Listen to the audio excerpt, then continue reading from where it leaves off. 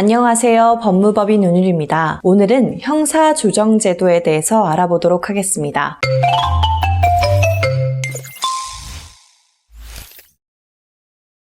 형사조정제도에 대해서 들어보신 적 있으실까요? 형사조정제도란 사기, 횡령, 배임 등과 같은 재산범죄 사건이나 의료, 명예훼손, 지적재산권 침해 등과 같은 형사사건에 있어서 경찰청에 설치된 형사조정위원회에서 가해자와 피해자의 원만한 합의로 분쟁을 조정하여 피해 회복과 화해를 도모하는 제도를 말합니다. 많은 분들이 형사조정제도를 몰라 이용하시지 못하는 경우가 있는데요. 적절하게 활용하면 사건을 해결하는데 많은 도움을 받을 수 있습니다. 물론 형사조정이라는 것은 결론적으로 피해자와 가해자의 화해, 그러니까 합의를 도모하는 자리이기 때문에 억울함을 다투는 경우에는 이용하기에 적절하지 않은 제도입니다. 하지만 잘못을 인정하고 합의를 통하여 빠르게 사건을 해결하고 싶은데 피해자가 합의 절차에 적극적이지 않을 경우 형사조정 절차는 사건 해결의 유효적인 수단이 될 수 있습니다. 형사조정 절차는 검찰 수사 단계에서 진행이 됩니다. 우리가 일반적으로 형사사건의 절차를 살펴보면 최초에 경찰에서 수사를 하게 되고 어느 정도 수사가 마무리되면 사건을 검찰로 송치하게 되는데요. 이때부터 형사조절 절차를 진행할 수 있습니다. 그러니까 다시 바꿔 말하자면 경찰 수사 단계에서는 형사조정 절차를 이용할 수 없는 것인데요. 그렇다면 경찰 수사 단계에서는 어떻게 합의를 할 수 있을까요? 가장 대표적으로 사용되는 방법이 경찰 수사관을 통하여 피해자에게 합의 의사를 전달하는 것인데요. 이때 경찰 수사관은 피해자의 동의를 얻어 연락처를 전달해 주거나 아니면 합의 의사가 있는지 여부를 확인해서 의견을 전달해 줍니다. 하지만 피해자가 합의를 원한다고 하지 않으면 이렇게 수사관을 통하여 합의 의사를 주고받는 것에 한계가 존재합니다. 이럴 경우 검찰에 송치되었다는 소식과 함께 형사조정 절차를 신청할 수 있는데요. 피해자와 합의를 하고자 하고 검찰에 송치되었다면 곧바로 신청하는 것이 좋습니다. 형사조정 절차는 검찰에 송치된 때로부터 2개월 이내만 신청이 가능한데요. 좀 더 사건을 지켜보다가 어느새 2개월이 흐른 후에는 신청이 불가능하게 됩니다. 구체적으로 형사조정 절차가 어떻게 진행되는지 알아보도록 하겠습니다. 가장 대표적인 방식은 검찰청 내의 형사조정실에서 형사조정위원이 참석한 가운데 피해자와 가해자가 만나서 합의를 진행하는 것인데요. 형사조정위원회는 검찰청에서 일정한 자격 요건을 갖춘 자를 위임하여 업무를 수행하게 하거나 검찰청 내 전문위원님을 통하여 진행하게 되는데요. 저희 운율에서 사건을 수행해본 결과 당사자들끼리 만나서 합의를 진행하는 것보다 형사조정 절차를 통하여 합의하는 것이 성공률이 훨씬 높았습니다. 그 이유는 아마 조정위원회의 중재가 아닐까 싶은데요. 피해자가 어떠한 조건이든 합의가 싫다고 하면 합의가 어렵겠지만 대부분의 피해자분들도 역시 합의에 대해서 어느 정도는 고민을 하고 있는 경우가 있습니다. 이럴 때 조정위원회의 의견을 참고하여 합의에 대해서 생각을 정리할 수 있는데요. 피해자 입장에서는 가해자나 가해자의 변호사가 제시한 의견에 대해서는 신뢰를 하지 못하고 의심을 할 수 있습니다. 그런데 그런 고민 속에서 조정위원회의 의견을 참고하게 되면 지금 상황에 대해서 비교적 객관적인 판단이 가능해지게 됩니다. 그럼